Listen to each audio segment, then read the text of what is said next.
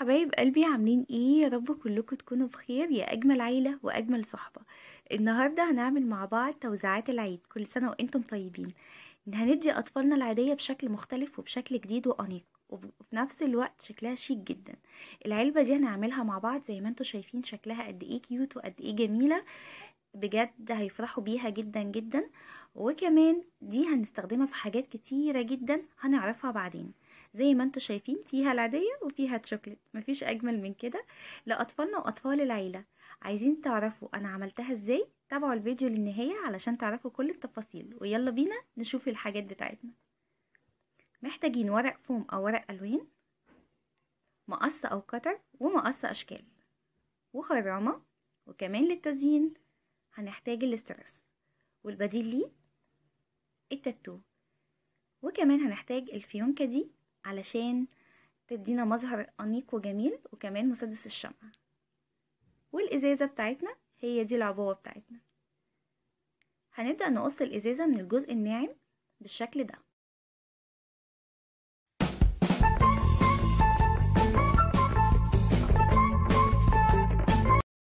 هتبقى عندي بالشكل ده. هبتدي اتنيها من الجوانب بتاعتها بالمقص أو بمسطرة.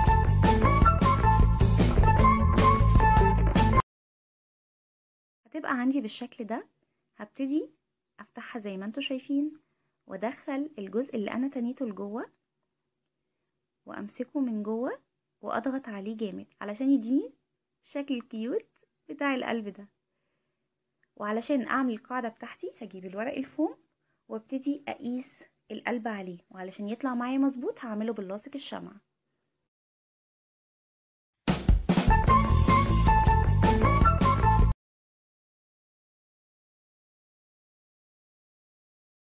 وهبتدي اضغط عليه علشان يلزق كويس معايا.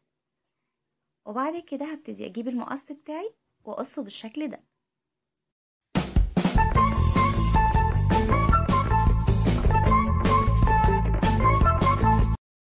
كده عندي القاعدة بتاعتي. هبتدي اعمل ليها الغطا بنفس الطريقة ان انا هقيس القلب وابتدي اقصه بس مش هلزقه.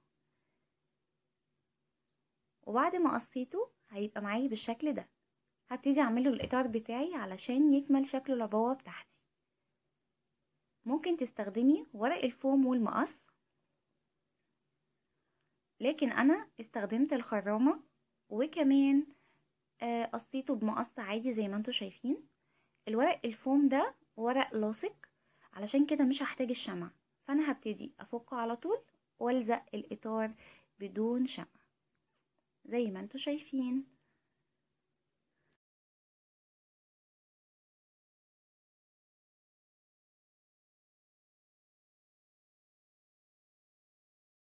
كده عملته حبايبي زي ما انتوا شايفين قد ايه جميل والشكل بدأ يظهر معانا. هنبتدي نعمل الجزء التاني في الغطا بتاعنا، لكن انا مش هشيل اللاصق كله، هشيل نصه بس علشان ما يلزقش معايا في العبوة بتاعتي وانا بحطه وانا بشيله.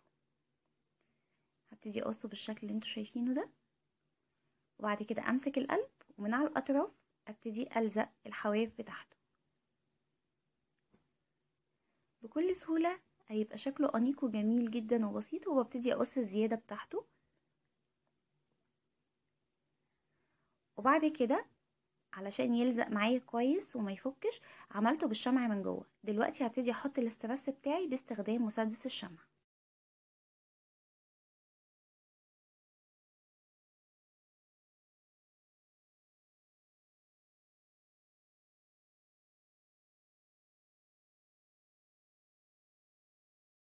وبكده نكون خلصنا. نبتدي نحط الفيونكة بتاعتنا اللي هتدينا الشكل النهائي. كده حطيناها حبايبي باستخدام مسدس الشمع، وزي ما انتوا شايفين قد ايه العبوة شكلها انيق. تقدري تعملي منها الوان واشكال كتيرة جدا. يا رب تجربوها. وده شكلها لما بنحط العادية لاطفالنا، والشوكليت بتاعتها بجد شكلها فظيع جدا. وكمان هتعجبكم اكتر لما اقولكم على استخداماتها قد ايه جميلة جدا في البيت كديكور جميل جدا. هنشوفه مع بعض. بتقدري تلفي الهدية بالشكل ده او العادية وبتحطيها. تمام. اتمنى تجربوا حبايبي الطريقة دي، بجد هتبسط اطفالنا جدا جدا، وكمان هيبقى شكلها جديد جدا عليهم وجميلة. ومنتظرة منكم صوركم الجميلة على الفيسبوك والانستجرام علشان اشوف ابداعاتكم. ما تنسوش لايك وشير وكمان الجرس عشان يوصلكم مني كل جديد، وكمان سبسكرايب للقناة لو بتشوفي قناتي لأول مرة.